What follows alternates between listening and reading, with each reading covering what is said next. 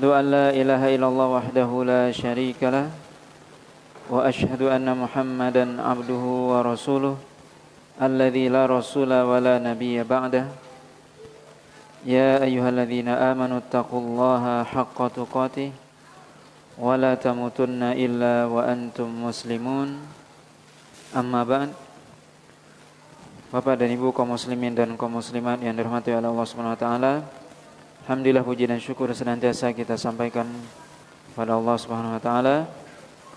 Salawat dan salam kita sampaikan kepada Rasulullah sallallahu alaihi wasallam dan juga kepada keluarga beliau, para sahabat, para tabi'in serta orang-orang mukmin yang senantiasa mengikuti beliau sampai hari kiamat nantinya. Pada malam hari ini kita lanjutkan pembahasan dari tafsir surah Al-Maidah ayat yang ke-87. Allah SWT berfirman, A'udzubillahi minasyaitonir rajim. Ya ayyuhalladzina amanu la tuharrimu thayyibati ma ahallallahu lakum wa la ta'tadu innallaha la yuhibbul mu'tadin. Wahai orang-orang beriman, janganlah kalian mengharamkan yang baik yang telah Allah halalkan bagi kalian, dan janganlah kalian melampaui batas. Sungguhnya Allah SWT tidak menyukai atau tidak mencintai orang-orang yang melampaui batas.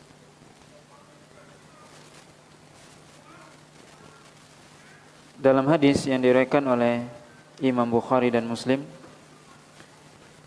dari sahabat Anas bin Malik dan juga dari sahabat yang lainnya dari Aisyah dengan makna yang hampir sama, di mana ada sebagian sahabat yang datang kepada istri Nabi SAW dan menanyakan tentang ibadah Nabi SAW di rumah. Yaitu ibadah, para sahabat ini datang kepada istri Nabi menanyakan ibadah Nabi di rumah. Tentunya yang lebih tahu tentunya istri Nabi, yaitu apa yang dilakukan oleh Nabi SAW di rumah. Maka kemudian istri Nabi pun menjelaskan ibadah yang beliau lakukan di rumah. Kemudian para sahabat ini menganggap bahwasanya itu atau ibadah yang dilakukan oleh Nabi itu sedikit. Tetapi mereka mengatakan ya wajar karena Nabi sudah diampuni dosanya. Kemudian sebagian mereka mengatakan, kalau begitu sebagian mereka mengatakan, la akulu laham, katanya, saya tidak akan makan daging. Sebagian lagi mengatakan, la anamu ala firash, saya tidak akan tidur di atas kasur. Sebagian lagi mengatakan, la atazawwajun nisa, saya tidak akan menikah dengan perempuan. Karena menurut mereka hal-hal seperti itu memalingkan mereka dari ibadah. Kemudian Nabi SAW mendengar atau sampai ke telinga Nabi perkataan tersebut. Kemudian Nabi SAW mengatakan, ma balu aqwamun yaquluna ahaduhum kadza wa kadza, lakinni asumu wa uftir wa anamu wa aqum wa akulul laham wa atazawwajun nisa faman raghiba an sunnati falaysa minni. Ada apa dengan sebagian orang yang mereka mengatakan begini dan begini, kata Nabi. Adapun saya atau tetapi saya, kata Nabi, saya puasa dan saya berbuka, saya tidur dan saya juga bangun untuk salat malam, dan saya juga makan daging, dan juga saya menikah dengan wanita. Faman raghiba an sunnati falaysa minni, siapa yang membenci sunnahku bukanlah termasuk golonganku.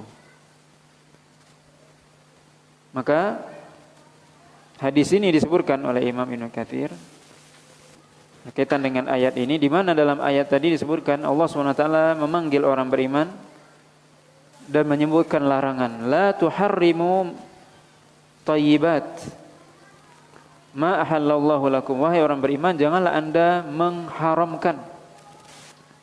Mengharamkan apa? Thayyibat, hal-hal yang baik. Ma ahallallahu lakum, ya Allah sudah halalkan bagi kalian. Makanan, minuman yang baik, juga wanita dan sebagainya, itu dihalalkan oleh Allah SWT, maka dilarang untuk diharamkan. Maka Islam itu agama yang sempurna dan adil. Bagaimana Nabi SAW mengatakan, saya puasa dan saya juga berbuka. Sebagian ada yang mengatakan, saya tidak akan berbuka, saya akan puasa sepanjang hari. Islam tidak mengajarkan seperti itu. Tapi bahkan Nabi mengatakan puasa, sebaik-baik puasa adalah siyamu Daud, yasumu yauman wa yuftiru yauman. Sehari berpuasa, sehari berbuka. Itu puasa yang paling utama setelah puasa wajib tentunya. Maka kalau ada yang puasa sepanjang hari, setiap hari, itu bukan di ajaran Nabi. Berarti termasuk nanti di akhir ayat, termasuk melampaui batas. Ada orang yang dia, tadi Nabi mengatakan, saya tidur dan saya juga bangun malam, sholat malam. Kalau ada orang yang dia bergadang semalaman dengan sholat, kemudian tidak tidur-tidur, kecuali disebutkan oleh para ulama di 10 terakhir bulan Ramadan, itu dibolehkan. Selain itu, maka termasuk apa? Melampaui batas. Karena Nabi mengatakan, saya tidur dan saya bangun untuk sholat. Wa akulul laham, saya juga makan daging. Kalau ada orang yang mengharamkan, saya tidak akan makan daging atau makan ikan atau makanan apa saja. Atau saya mutih saja katanya. Ada yang mutih, makan nasi bae. Mengharamkan sesuatu yang tidak diharamkan oleh Allah. Wa atazawwajun nisa, dan saya menikah kata Nabi SAW. Kalau ada yang mengatakan, oh saya tidak mau menikah, karena dengan menikah membuat saya tidak konsen beribadah. Justru kalau Anda menikah lebih konsen beribadah. Cobalah yang sebelum menikah ini. Ya. Kata Nabi, faman raghiba an sunnati falaisa minni. Siapa yang benci terhadap sunnahku, dia bukan golonganku. Maka ini sunnah Nabi, ajaran Nabi yang mu'tadil, artinya seimbang. Karena kita manusia diberikan hawa nafsu, keinginan, dan Allah dan Rasulnya tidak menyuruh kita membunuh hawa nafsu, tapi mengendalikan supaya tidak melampaui batas. Maka Allah SWT melarang kita untuk mengharamkan. Dan ini salah satu hal yang sangat atau termasuk dosa besar, yaitu mengharamkan apa yang dihalalkan. Atau sebaliknya, menghalalkan yang diharamkan. Itu dosa besar. Karena penghalalan dan pengharaman hanya hak Allah. Siapa yang berhak menghalalkan sesuatu, siapa yang berhak mengharamkan sesuatu, hanya Allah. Tidak boleh kita menghalalkan sesuatu, tidak boleh kita mengharamkan sesuatu kecuali hanya mengikuti apa yang dihalalkan oleh Allah dan mengharamkan apa yang dihalalkan oleh Allah SWT. Maka penghalalan dan pengharaman hanya milik Allah. Tidak boleh kita mengharamkan sesuatu yang sudah dihalalkan.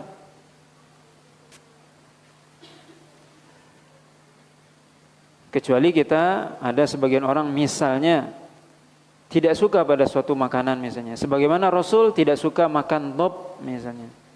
Ketika Khalid bin Walid makan dhab, di hadapan beliau. Kemudian Nabi tidak makan. Ditanya, apakah haram wahai Rasul? Tidak, tapi saya tidak menyukainya. Itu beda ya. Saya tidak suka dengan saya mengharamkannya. Nah, ini beda.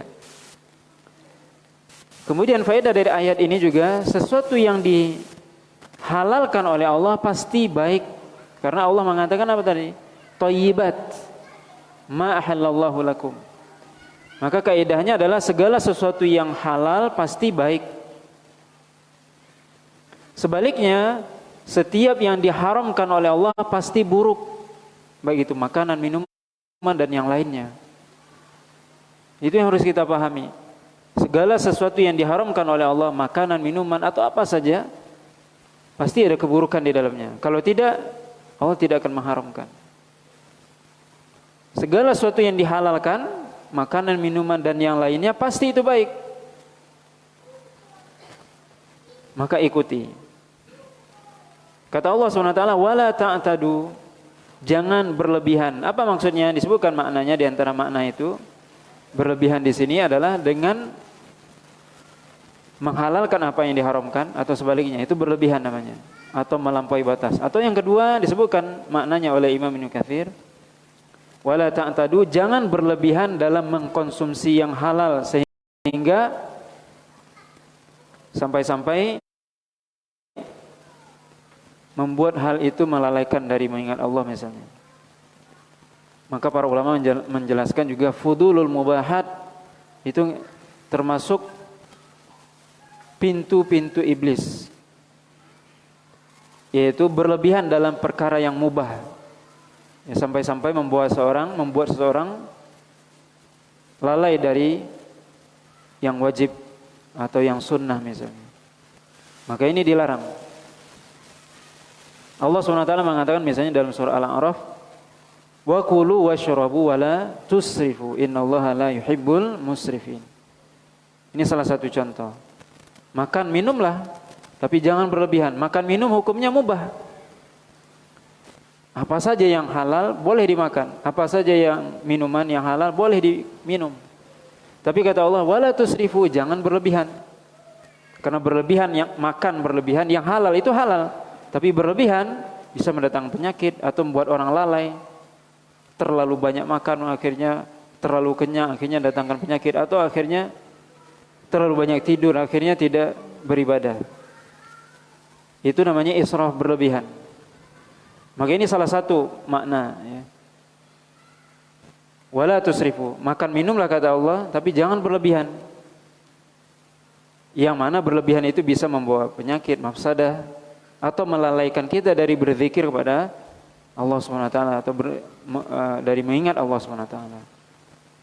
Innallaha la yuhibbul mu'tadin. Allah SWT tidak menyukai orang yang melampaui batas. Yang melampaui batas tadi menghalalkan apa yang diharamkan, atau sebaliknya, atau dia berlebihan dalam perkara yang mubah atau halal sampai melalaikan dari yang wajib. Ini yang dilarang. Tapi selama itu tidak lewat dari batas berlebihan dan tidak melalaikan seorang dari yang wajib, maka itu dibolehkan. Kemudian ayat selanjutnya Allah Subhanahu wa taala mengatakan, wa kulu mimma razaqakumullah halalan thayyiba. Allah merintahkan di sini, makanlah dari apa-apa yang telah Allah berikan atau Allah rezekikan kepada anda sekalian, halalan thayyiba, yang halal dan yang baik. Maka Allah SWT memerintahkan kita untuk makan dari rezeki yang Allah berikan kepada kita. Maka salah satu bentuk bersyukur kepada Allah adalah makan dari rezeki yang Allah berikan kepada kita. Tentunya yang mana yang halal kata Allah, halalan thayyiban, yang halal lagi baik, ya, halal dan baik. Ini dua sifat yang mesti kita perhatikan dalam kita makan. Halal dari sisi zatnya itu halal, dan setiap zat yang halal pasti baik.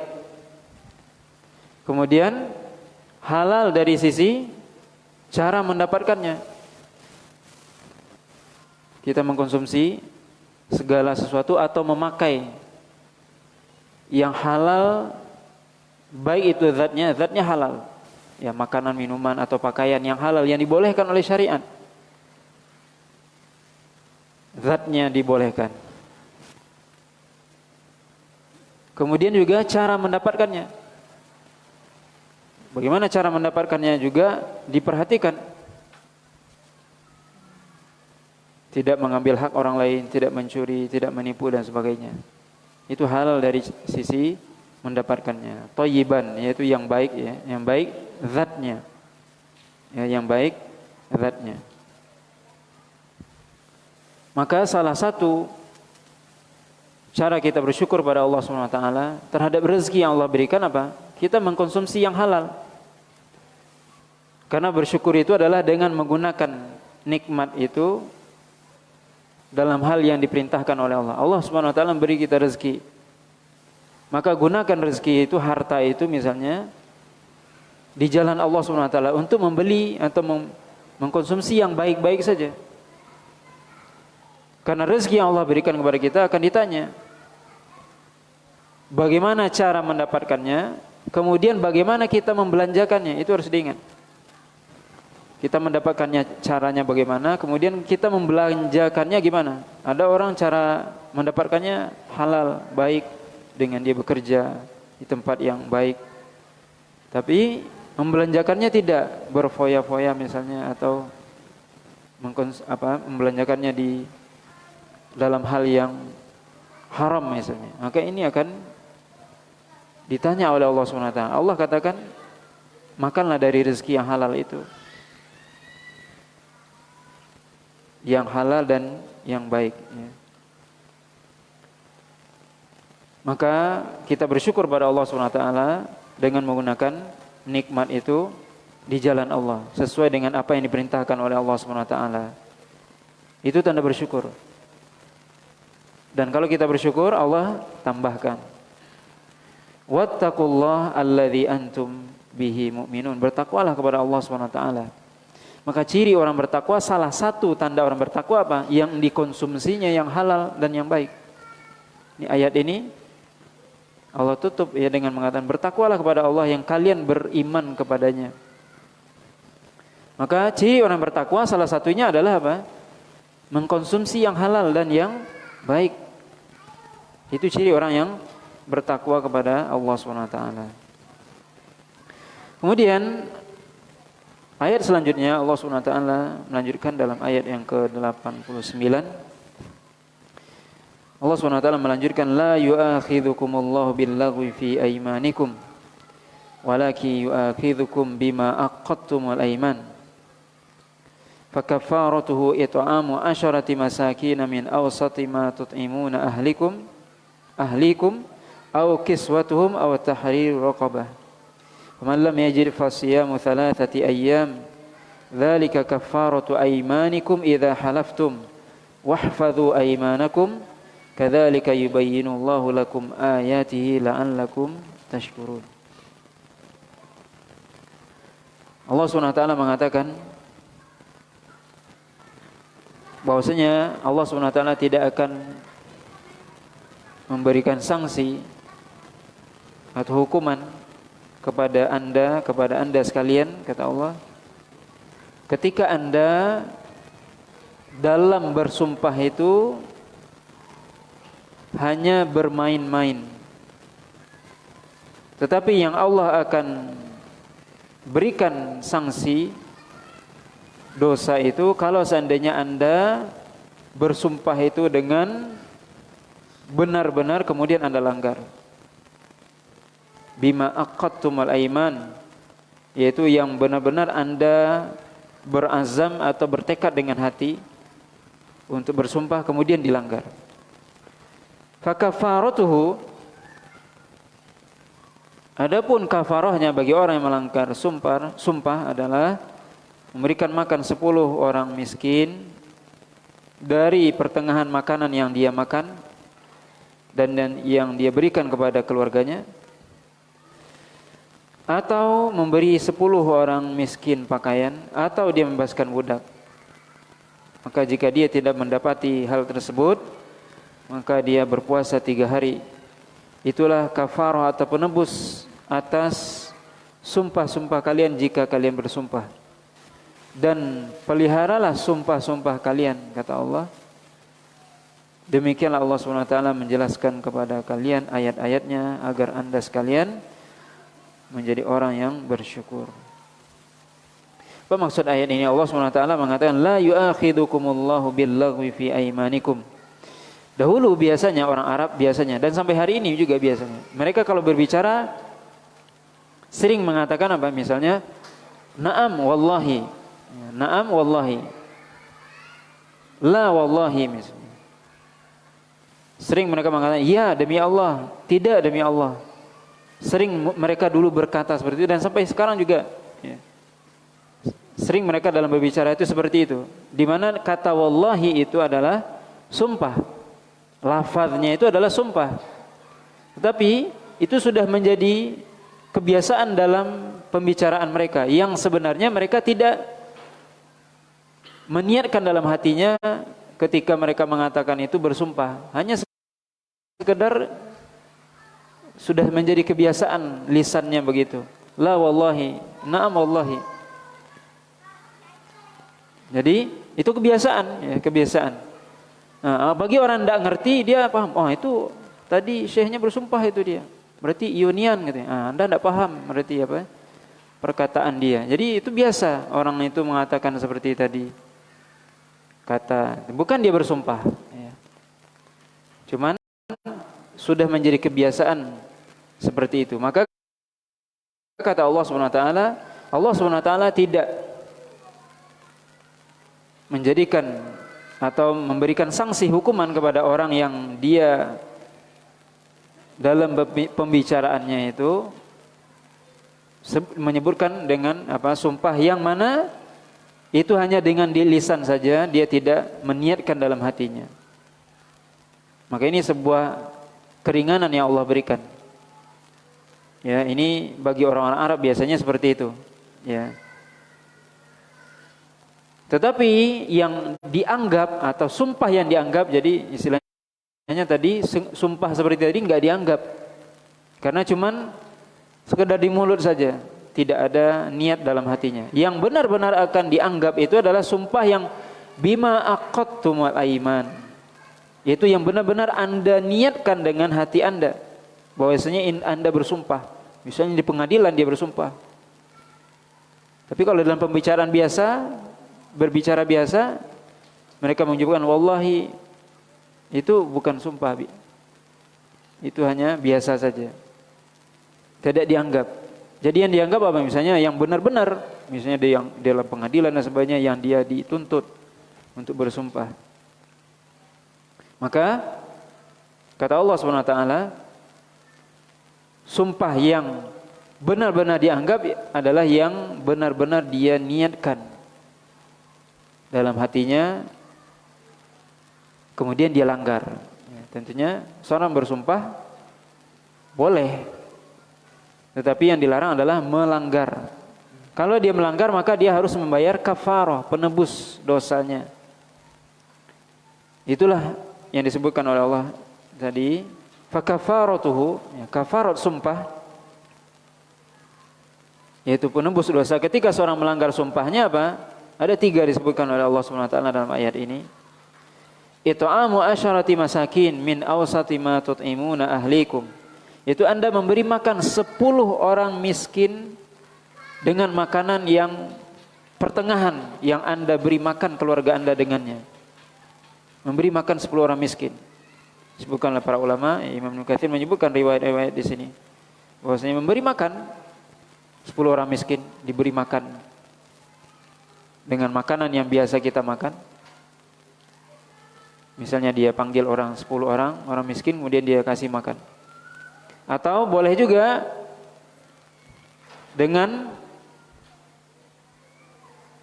memberikan makanan pokok atau beras kita dengan ukuran nisfu sa'. Nisfu sa' itu Kalau satu soknya 3 kilo, maka nisfu sok berarti 1,5 kilo beras. Itu pertama. Yang kedua, atau kalau dia tidak punya, au kiswatuhum, atau dia memberi pakaian 10 orang miskin, memberikan pakaian yang layak pakai, dan menutup aurat tentunya, kepada 10 orang miskin.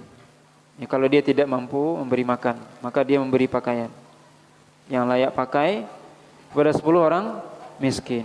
Kalau dia tidak mampu juga, au tahriru raqabah, atau dia membebaskan seorang budak.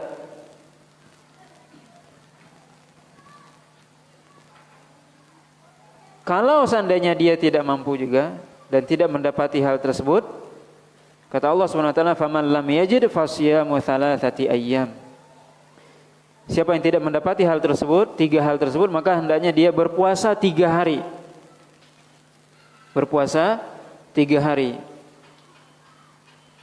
Maka puasa 3 hari ini, ya, sebagian ulama mengatakan boleh puasa 3 hari itu berurutan atau tidak. Ya. Sebagian lagi para ulama mengatakan mesti berurutan, karena ada qiraah, ya, qiraah dari ayat ini, dari qiraah Ubay dan juga qiraah dari Abdullah bin Mas'ud, di mana dalam qiraah mereka disebutkan fasyamu thalathati ayyamin mutatabi'at. Jadi ada tambahan qiraah, ya, mutatabi'at artinya berturut-turut. Maka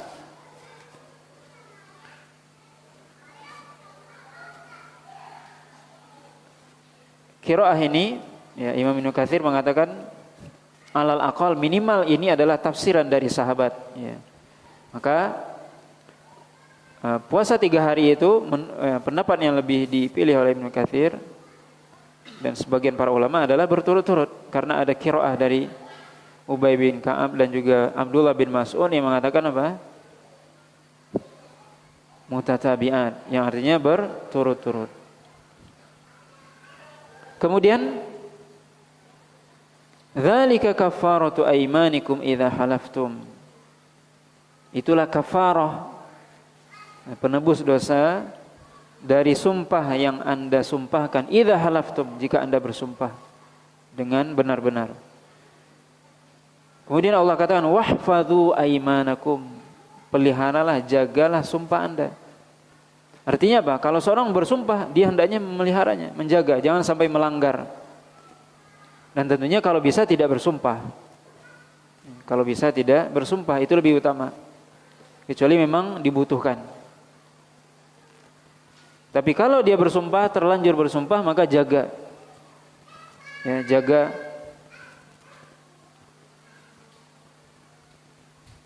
Tapi kalau dia melanggar, maka hendaknya dia membayar kafarah sebagaimana yang Allah sebutkan tadi. Kadzalika yubayyinullahu lakum ayatihi la'allakum tashkurun. Begitulah Allah SWT menjelaskan ayat-ayatnya kepada Anda sekalian agar Anda menjadi orang yang bersyukur, ya, kepada nikmat Allah SWT. Maka ini yang disebutkan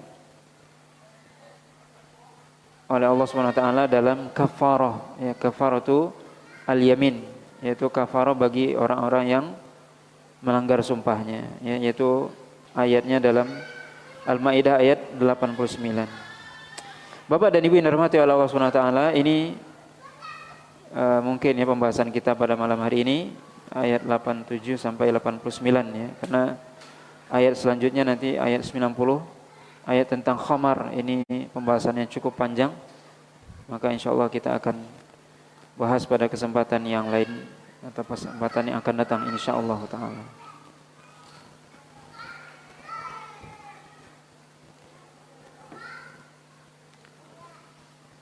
Apakah boleh bergampang-gampangan, ya, bersumpah dengan dalil ayat tadi? Tentunya tidak, ya. Karena ingat, ketika kita bersumpah itu dengan nama Allah, demi Allah, ya, maka tentunya kita jangan menjadikan nama Allah sebagai hal yang digampang-gampangkan. Lalu bagaimana dengan orang Arab tadi? Itu hanya sudah menjadi kebiasaan lisan mereka berbicara, ya. Maka Allah maafkan itu. Tapi kalau kita kan tidak biasa seperti itu, tidak perlu kita tiru pula, ya. Iya demi Allah, tidak mesti, ya. Bagaimana cara istikharah yang benar? Apakah kita menunggu tanda seperti mimpi atau feeling yang kuat untuk kemudian berbuat? Bagaimana jika kita tidak mendapatkan mimpi atau perasaan untuk berbuat sesuatu dan kita memilih untuk membatalkan melaksanakan sesuatu? Istikharah yang benar gimana? Nabi SAW mengatakan kepada kita, jika kita ingin melakukan sesuatu, falyastakhir Rabb, maka hendaknya dia beristikharah kepada Allah. Apa arti istikharah? Meminta pilihan kepada Allah SWT. Dengan bagaimana? Seorang dia sholat 2 rakaat, dia ingin melakukan sesuatu, dia ragu mau dilakukan atau tidak, atau dia ingin memilih antara A dengan B, yang mana saya mau harus pilih. Maka dia sholat 2 rakaat, kapan saja itu, tidak mesti malam. Sekarang dia mau berangkat misalnya, sekarang dia mau melakukan pekerjaan itu, istikharah sekarang, saya mau pergi atau tidak, saya mau lakukan ini atau tidak, istikharah, salat 2 rakaat. Kemudian dia berdoa dengan doa istikharah, Allahumma inni astakhiruka bi ilmi wa astaqdiruka bi qudratik fa innaka taqdiru wa la aqdir wa ta'lam wa la a'lam innaka anta alamul ghuyub, dan seterusnya. Kemudian setelah itu baru dia musyawarah dengan orang yang dianggapnya memiliki pengetahuan tentang hal yang dia mau lakukan itu. Bermusyawarah. Jadi setelah istikharah dia bermusyawarah dengan orang yang dipercaya. Bermusyawarah bagaimana sebaiknya ini. Kemudian kata para ulama, Allah SWT akan memilihkan bagi dia salah satu dari 2 pilihan tadi dengan apa? Memudahkan perkara tersebut. Jadi kalau itu dimudahkan, maka berarti itulah pilihan Allah kepada Anda. Jadi tidak menunggu sampai ada mimpi pula. Ini tidak ada dalilnya, ya. Atau ada feeling pula, ya. Memang ada kecenderungan, iya. Nah, kecenderungan. Ya, kalau itu dikatakan maksud dari feeling mungkin, ya. Kecenderungan untuk melakukan itu dan kemudian Allah memudahkannya. Misalnya seorang memilih A, maka dimudahkan oleh Allah SWT jalan menuju A itu. Itulah berarti yang memang dipilihkan oleh Allah untuk kita. Tapi kalau seandainya sulit, berarti bukan itu yang dipilihkan oleh Allah. Maka kita tinggalkan, beralih ke yang lain. Begitu, ya. Jadi begitu, ya, wallahu alam, tentang bagaimana cara kita istikharah, ya, dengan benar. Apa hukum menggunakan motor atau mobil dinas untuk keperluan luar kantor? Ini tentunya kembali kepada peraturan. Bagaimana peraturannya? Dibolehkan atau tidak? Ya, ini kembalikan kepada apa? Peraturan. Kalau menurut aturan boleh, ya berarti Anda lakukan. Tapi kalau tidak, berarti tidak boleh. Karena mobil dinas itu berarti kan mobil negara. Mobil negara dan diatur oleh peraturan negara. Berarti kita harus mengikuti peraturan. Tidak melanggar. Kalau dibolehkan oleh peraturan, lakukan. Boleh kita lakukan. Tapi kalau tidak, tidak. Ya. Itu, ya, wallahu ta'ala alam. Ini yang bisa kita sampaikan pada malam hari ini, mudah-mudahan bermanfaat. Subhanakallah bihamdika asyhadu an la ilaha illa anta astaghfiruka wa atubu ilaik. Wa sallallahu ala nabiyyina Muhammadin wa ala alihi washabbihi wasallam. Wassalamualaikum warahmatullahi wabarakatuh.